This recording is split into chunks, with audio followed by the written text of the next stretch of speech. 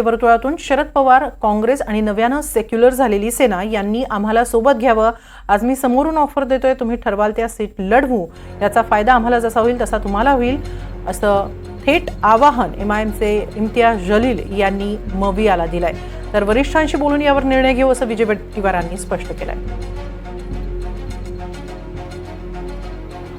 हे प्रामाणिक इच्छा हे आहे की शरद पवार साहेब, काँग्रेस आणि नवीन सेक्युलर झालेली उद्धव ठाकरे साहेबांची सेना यांनी हे विचार करायला पाहिजे की एमआयएमचाही एक मोठा फॉलोअर्सचा वर्ग आहे आणि तुम्हालाही याचा फायदा होऊ शकतो की तुम्ही आम्हाला सोबत घेतलं तर।